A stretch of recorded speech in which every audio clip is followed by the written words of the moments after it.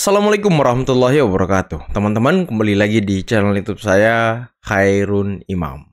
Gimana nih kabar kalian? Semoga kita semua selalu diberi kesehatan, kemudahan, dan juga limpahan rezeki dari Yang Maha Kuasa, teman-teman ya. Nah, di video kali ini kita akan melihat bagaimana Tifa dan juga Rismon curhat di depan teman-temannya dan meminta perlindungan kepada ormas, lembaga negara, bahkan kepada Presiden Republik Indonesia. Karena mereka sudah tahu nasib mereka bakal sangat buruk 1 ataupun 2 minggu ke depan nih. Karena status mereka teman-teman ternyata sudah naik menjadi terlapor. Nah, ini menurut informasi dari Tifa. Kalau sebelumnya kan mereka hanya dugaan terlapor. Nah, sekarang sudah terlapor. Mungkin setelah polisi sudah memeriksa 99 saksi dan juga ahli. Dan polisi sudah mengumpulkan banyak sekali bukti-bukti.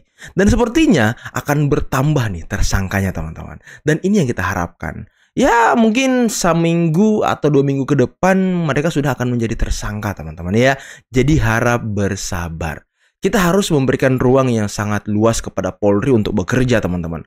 Agar ya semuanya jelas, terang, tidak ada lagi yang disembunyikan. Sehingga kelompok-kelompok yang selama ini menuduh ijazah Pak Jokowi palsu tidak dapat membantah bukti dari Polri. Nah, ini yang penting.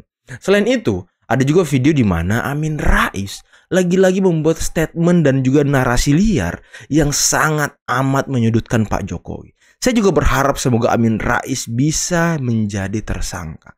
Karena tuduhan-tuduhan liarnya itu sangat luar biasa, teman-teman. Sangat amat menyesatkan. Nah, nanti kita akan lihat apa sih kata Amin Rais. Ya, mungkin faktor umur makanya otaknya semakin kecil dan juga pola pikirnya semakin sempit. Makanya apapun informasi yang dia terima, ya dia percaya begitu saja. Nah, mungkin seperti itu teman-teman ya. Nah, dan terakhir ada video di mana Bang Sylvester Matutina itu membongkar seperti apa jejak rekam para purnawirawan yang ingin memakzulkan Gibran. Seperti apa mereka mencari jabatan, seperti apa mereka meminta-minta jabatan, seperti apa dulunya mereka ingin makar dan lain sebagainya. Oke, sebelum kita mulai videonya, jangan lupa like, subscribe, dan share. Dan tanpa perlu berlama-lama lagi, mari kita mulai videonya berikut ini. Jokowi memiliki sebuah bunker atau bunker rahasia di kediaman pribadinya. Mbah Amin. Saya cenderung percaya. Jadi uang rakyat yang Anda tilep itu kembalikan ke rakyat. Mereka pemilik sejati uang tersebut. Saya yakin kalau hal ini Anda lakukan ya Mas Jokowi, separuh beban mental Anda langsung sirna. Mudah-mudahan penyakit kulit super aneh yang menimpa Anda di mana-mana ya itu hilang. Dan juga jangan sampai Anda ini memaksa Gibran, Kaisang, Bobi itu dipaksa-paksa jadi penguasa. Mereka tidak layak jadi penguasa. Mereka itu pecundang gara-gara Anda juga karena memaksakan kehendak yang aneh itu. Maka Gibran jadi presiden itu kan sesuatu khayalan yang ugal-ugalan. Inilah ya gelandangan politik sesungguhnya, Sengkuni sesungguhnya. Dia nggak pernah menginjakkan kakinya di rumah Pak Jokowi, hanya mendengarkan informasi dari Betor, tiba-tiba percaya begitu saja dan memframing jahat seperti ini. Ayolah Pak Polisi, saya yakin Pak Polisi menonton video ini. Ya, masukkan Amin Rais ke penjara Pak Polisi. Ini sudah meresahkan masyarakat. Dan memang ini adalah sebuah momentum Bapak Ibu semuanya ya, dimanapun Anda berada. Karena saya barusan dapat surat cinta dan ini juga bersama teman-teman semuanya. Asik. Surat cinta lagi dari Polda, begitu ya. Asik. Jadi pada saat yang pertama kami sudah diminta kehadirannya sebagai saksi, begitu ya. Nah sekarang surat cinta yang kedua ini kami bukan lagi sebagai saksi tapi sudah dinyatakan sebagai terlapor. Terlapor ya. Jadi meningkat ya. Meningkat ya. Skalanya meningkat sekarang. Naik kelas. Dan secara pasal-pasal juga naik kelas. Pasal-pasalnya besar-besar. Pasal-pasalnya 6 tahun, 8 tahun, 12 tahun gitu ya. Wah 12 Jadi tahun pasal-pasalnya ya? besar-besar sekali. Dan yang paling lucu adalah disampaikan oleh orang-orang yang tidak jelas. Jadi ada nama-nama, ada 5 nama yang tidak jelas siapa ini jati dirinya. Bukan orang yang tidak pernah kita kenal. Tahu-tahu dipakai namanya untuk melaporkan kami. Dan yang lebih lucu lagi, yang lebih dagelan Sri Mulat lagi adalah kami dituduh menghasut, menimbulkan keonaran. Emang menghasut Tifa, emang menimbulkan keonaran Anda ini. Dan Anda tadi bilang 5 orang yang gak jelas asal-usulnya melaporkan Anda ya kan. Ya Anda juga 3 orang itu nggak jelas asal-usulnya. Rismon nggak jelas, Roy Suryo nggak jelas, Anda pun nggak jelas. Terus kucuk-kucuk tiba-tiba menuduh ijazah palsu Pak Jokowi. Aduh, Tifa, Anda lebih nggak jelas, Tifa. Serius deh. Apakah hanya TPUA yang berani di Indonesia ini? TPUA, tempat pemakaman umum. Ormas-ormas lain mana? Apakah sudah dapat tambang? Cie, curhat, pengen jabatan rupanya dia. Iya kan, Pak? Pengen jabatan. Iya, mana? Backup dong kami, gitu loh. Kami kan berjuang bukan untuk Bu Tifa, Pak Roy, saya, Pak Rizal. Ini untuk kita semua. Untuk tambang. Coba kali. Bayangkan. Untuk dapat jabatan kali. Di backup dong kami, mana elemen-elemen masyarakat yang lain. Kok berdiam diri, tapi kalau Indonesia baik nanti tinggal panen. Begitu.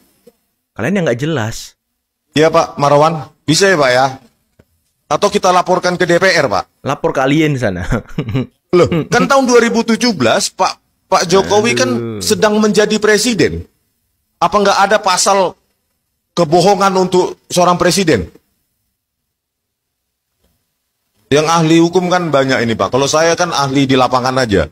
Anda itu ahli omon-omon, Rismon. Anda itu ahli apa ya? Urus aja dulu ijazah S3 kau tuh yang nggak jelas juga asal usulnya. Kan udah banyak tuh yang mengulas, Rismon. Cobalah, nggak jelas juga kayaknya S3 kau nih. Ayolah Rismon, ayolah. Dan Rismon tadi mengatakan bahwa dia berjuang untuk rakyat katanya kan.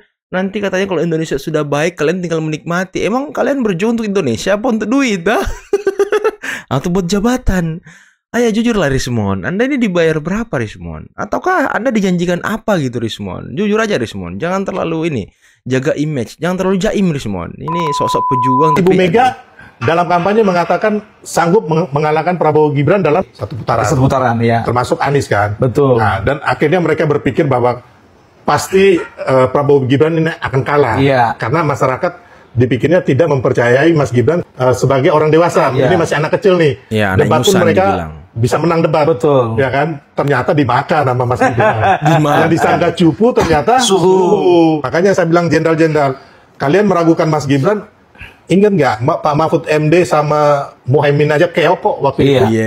Ya kan? Ya saya katakan keok. Kurang pengalaman apa Mahfud Kurang MD? pengalaman apa? Setelah kampanye kita menang. Setelah menang, ini para pensiunan jenderal ini pergi ke KPU tanggal kalau nggak salah 19 Maret. Sebulan setelah pencoblosan, Bang. Iya. Demo di KPU, ya kan? Ya Sunarko sama Soeharto ini. Termasuk sama Fritz Alorboy, adik-adik kita. Iya. Di situ mereka minta katanya terjadi kecurangan, Pilpres ini harus diulang. Iya, Berarti betul. kan motifnya udah ada nih mereka ini. Betul. Ya kan? Dan kalau kita lihat Sunarko dulu, ingat nggak yang dulu dia bawa senjata itu? Tahu. Sunarko kan? Iya. Makanya orang ini pengen revolusi, pengen mengacaukan negara ini. Dalam Betul. tanda kurung makar. Maka Iya. Sunarko kan? Sunarko. Ada Sunarko. Sunarko ada kumis Kiflan. tebal itu, Kumis tebal itu, Kau pikir kok hebat itu kumis tebal? Aduh. Ancaman itu datang dari Forum Purnawirawan TNI ini. Selain nasionalisme, nah sekarang kita kembali ke poin 1 ini. Apakah ancaman itu adalah ancaman yang konstitusional atau malah bagian dari kegerahan itu? Ini kan semua didasarkan oleh rasa sakit hati. Oleh rasa orang yang kalah ya. Ya, kalah Pilpres, terus barisan sakit hati yang kemarin mereka pernah jadi menteri, dicopot di zaman Pak Jokowi, ataupun pingin jadi menteri atau apa, nggak dapat, sakit hati, ya kan. Di samping mereka berkolaborasi dengan Ormas-ormas organisasi HTI, FPI yang dibubarkan, yang dibubarkan, termasuk juga ya pastinya tentunya dengan kepentingan pengusaha kotor ataupun politisi busuk ya. Yang di belakang mereka. Jadi intinya yang kita lihat kalau putusan mengenai putusan MK 90 etika udah nggak. Terus yang kedua dalam hal ini 01 dan 03 itu kan sudah deklarasi waktu kampanye itu siap kalah siap menang. Bahkan Ibu Megawati mengatakan akan menang satu putaran, ya kan, mengalahkan Prabowo Gibran. Terus harusnya waktu itu kalau mereka nggak puas dengan putusan MK 90 itu harusnya diboikot. Bukan diboikot. Nggak usah ikut pemilu. Iya dong. Oh iya, oke benar. Jadi akhirnya pemilu tidak terselenggara. Kenapa?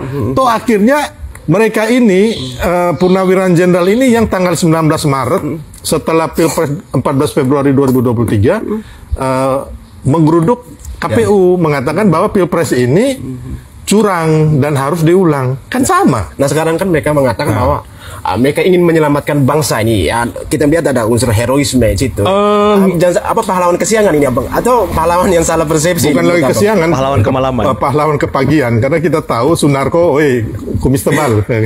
Kau pikir kita takut sama kau? Kau ini dulu ya kan, yang dulu ditangkap karena kasus makar. Betul. Yang bawa senjata ini Sunarko ini. Sunarko ya, benar. Dan Sunarko sama Soeharto, kamu yang menggeruduk KPU. Kita nggak ada takut sama kalian sama sekali loh, ya. Aku kasih tahu kalian. Kalian jangan coba-coba mau bikin adu domba bangsa ini, ya. Kita ini punya hak yang sama. Kalian tuh hanya 300 orang, ya kan? Dibanding 96 juta. Betul. Ya, pemilih Prabowo Gibran, kalian itu nggak sampai 1 TPS. Nggak sampai 1 TPS ya kan. Suara kalian tuh nggak sampai 1 TPS gitu loh ya. TPS itu isinya 300. Ya, jadi jangan kau coba-coba mau mengadu domba, mau revolusi. Kalian siapa? Kan Sunarto kau ditahan kan atas kebaikan Pak Luhut. Betul. Sebagai jaminan akhirnya kamu bebas. Sunarko, kumis tebal kau. Jangan sampai kita cukur kau punya kumis. Kau pikir kami takut sama kau? Hah? Nah, jadi omong kosong semua ini. Waduh, keras banget Bang Sylvester ya. Tapi memang Bang Sylvester ini selalu menjadi garda terdepan yang membela bangsa dan negara, teman-teman. Dia selalu berdiri di atas kepentingan bangsa dan negara. Makanya ya kalau ada yang ingin mengadu domba, ingin menghasut, ya Bang Sylvester selalu menjadi tameng gitu. Ini soal luar biasa. Prestasinya Bang Roy Suryo apa? Wah, apa tuh Bang? Aku ingat Mas, waktu jadi DPR tidur. Waktu ada RDP, waktu ada sidang sukanya tidur. Kedua, diberi panggung untuk memimpin lagu Indonesia Raya. Nggak jadi menteri ya. Jadi menteri. Kacau. Yang ketiga setelah diambil dengan hormat atau tidak hormat, aku tidak tahu ya jabatannya sebagai Lancer. Itu aset negara. Ada dari Panci lah yang terkenal, makanya terkenal Panci toh. Udah dibalikin Pak, itu Pak. Informasinya sih sudah, tapi saya dengar-dengar sebagian. Nah, itulah tadi beberapa video yang bisa kita simak pada kesempatan kali ini, dan saya sedikit ingin membahas satu nama yang sekarang sangat ramai diperbincangkan di media sosial, di media pemberitaan, yakni mantan Danjen Kopassus Sunarko, yang juga menjadi motor dari gerakan Purnawirawan TNI untuk memakzulkan Gibran, yang disebut oleh Bang Sylvester tadi kumis-kumis itu ya kan. Nah, Sunarko ini di tahun 2019 juga menarik perhatian banyak orang. Karena kan jabatan dia mantan Danjen Kopassus, terus mendukung Pak Prabowo bersama dengan HTI, FPI, PA212 dan beberapa ormas lainnya, itu kan sempat membuat kericuhan pasca Pilpres, pasca Pak Prabowo kalah dari Pak Jokowi. Sampai ada beberapa orang yang menjadi korban, teman-teman. Ya, mungkin kalian masih ingat lah aksi di depan Bawaslu yang sempat chaos dan juga berhari-hari. Nah, Sunarko diduga waktu itu ingin menyusup dan ingin membuat gerakan makar. Dan dia sampai ditangkap oleh polisi. Dan ketika dia di Aceh, dia itu juga diangkut karena kepemilikan senjata api ilegal.